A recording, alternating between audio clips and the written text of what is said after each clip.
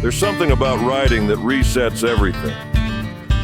You laugh more, think less, and just feel better. When it's your kid next to you, or a buddy you've known for years, or riding with your brothers and sisters, the road turns into something more. It's not just a ride, it's therapy with a throttle.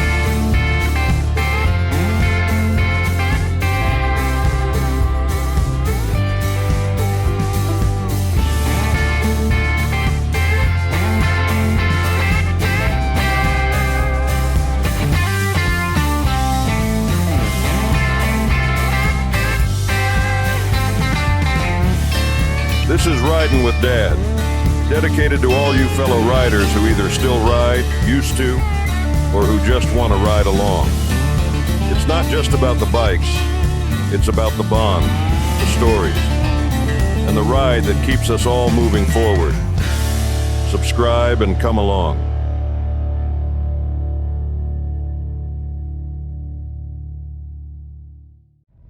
You've never rode with this many bikes so long.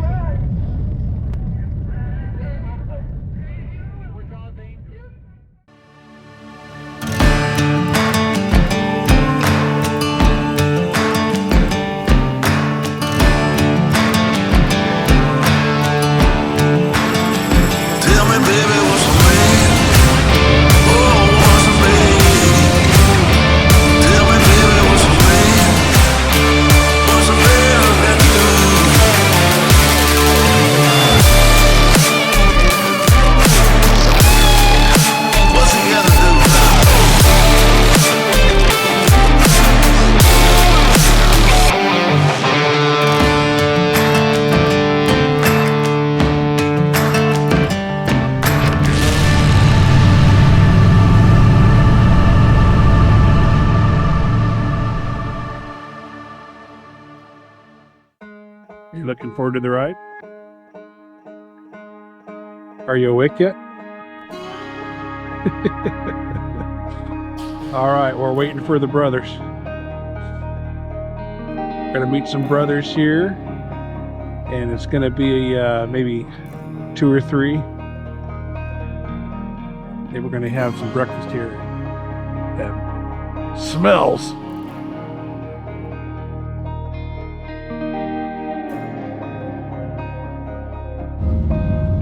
Here, film us.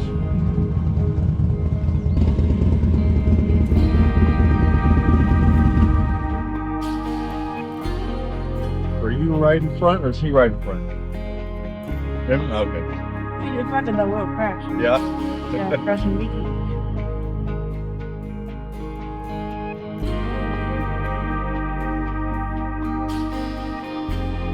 Hey there, everybody.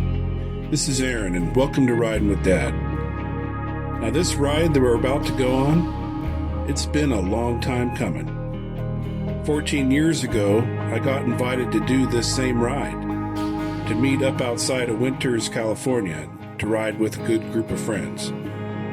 But just before I got there, my Harley broke down. That was it. The ride ended before it even started. So when my buddy Steve called me and said, "Hey, we're doing it again, and this time there'll be 60 of us," I wasn't sure what to say. To be honest, part of me wanted to pass. That memory of the breakdown, it stuck with me. But this time, it was different. I wasn't riding alone, and I had someone with me, someone who'd never seen these roads before. And suddenly, it wasn't just about the ride. It was about redemption, connection, and sharing something that matters with my son and brothers and sisters who love to ride too. This ride wasn't just a ride I was going on. It was the one I finally got to finish.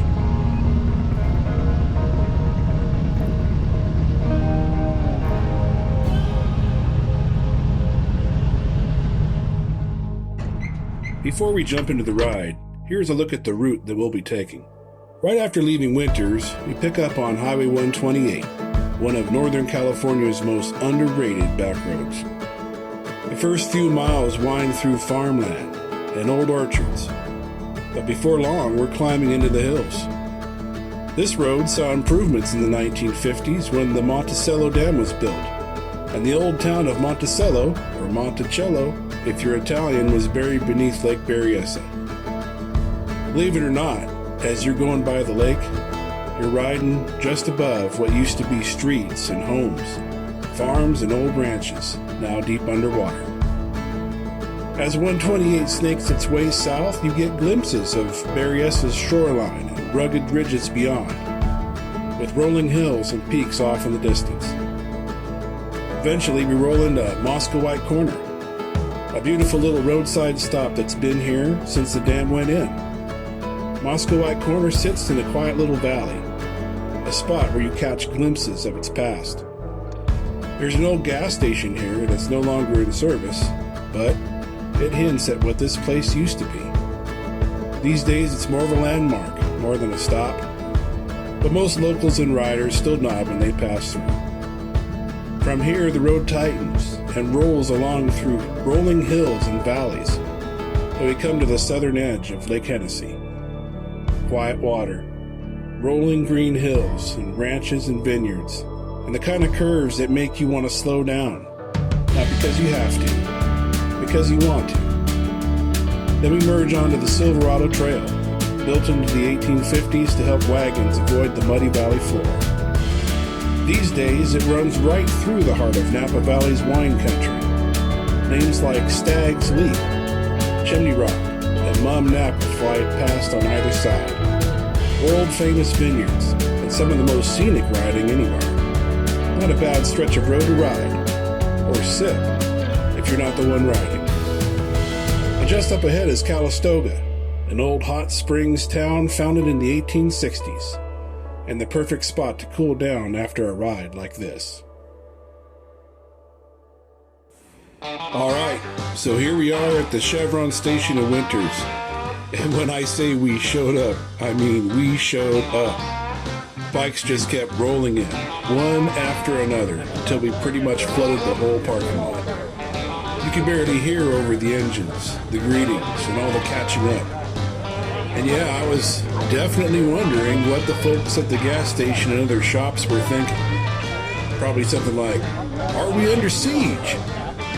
There were bikes packed into every open spot, riders grabbing coffee, catching up, doing last-minute gear checks.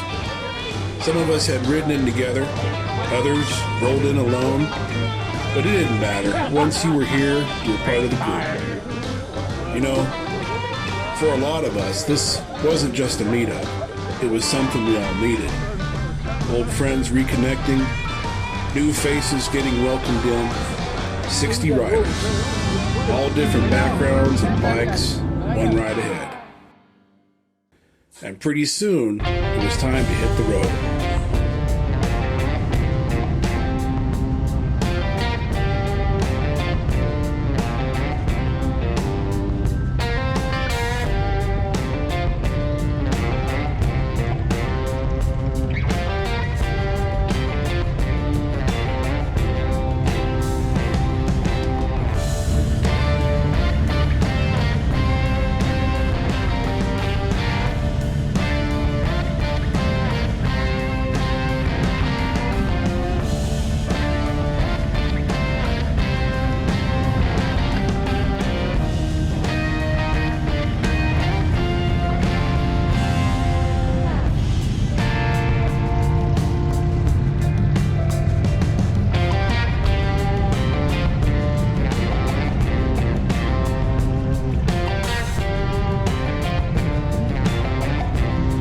There's Steve right up in front, keeping an eye on everything. He's not just standing around, he's checking on the group, looking out for everyone, making sure no one gets left behind. You can tell he's done this before. Calm, steady, knows the drill. He's already talked to a few of the more experienced riders, asking them to keep an eye out and block intersections when we roll out. That way, we stay together. One group, not broken up at lights or left behind in traffic. Now, this kind of thing might seem small, but it matters. And in a group this size, having someone up front who's paying attention, that makes all the difference. Now, there's definitely something about getting 60 motorcycles trying to organize. It's part choreography, part chaos. Kind of like herding cats with loud exhaust. You've got the early birds already in formation, a few still fiddling with their Bluetooth, and someone in the back definitely asking, "Wait, are we leaving now?" But hey, it's all in the fun.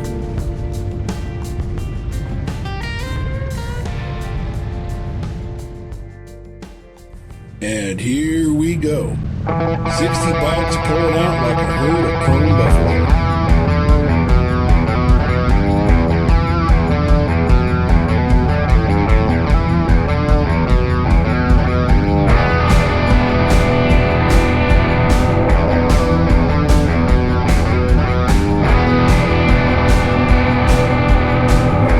Looks like somebody needs to get the wiggles out.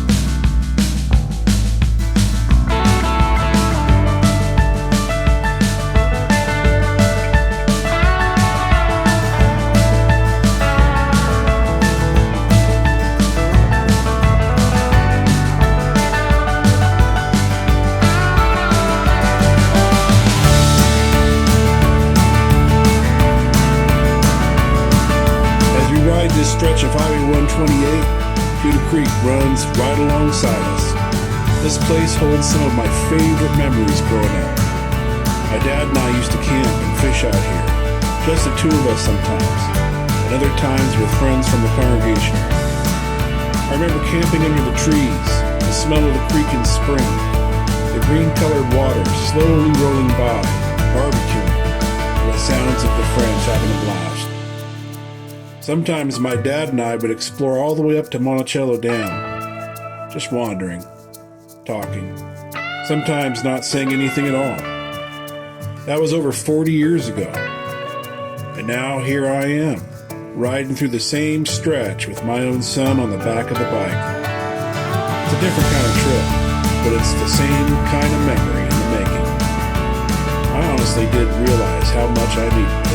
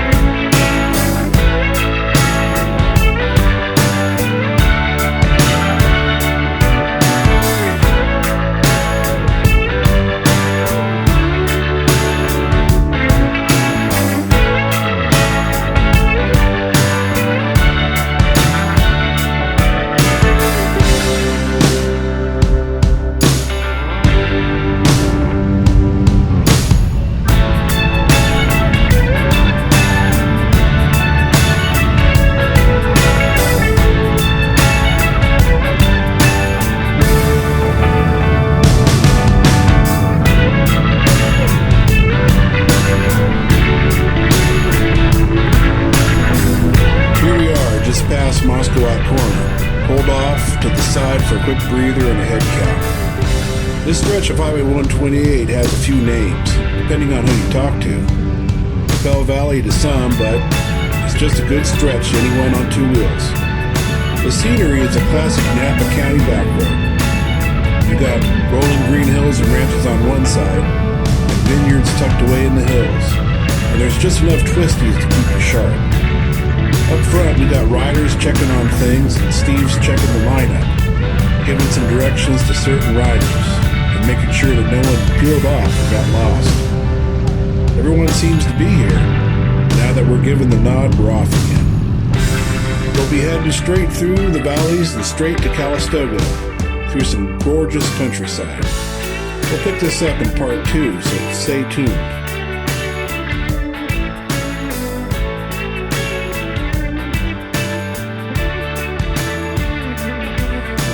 Hey, thanks for riding along with us on this first stretch of the ride. Getting to ride with my son and alongside so many awesome brothers and sisters really made this day something special. The roads were beautiful, but honestly, it was the people that made it memorable. If you liked this video, feel free to hit that like button and subscribe so you don't miss what's coming next. We've still got a lot of ground to cover, and our next stop, Calistoga. And if the roads stay as good as the company, I'd say we're in for a pretty solid ride. See you on the next stretch.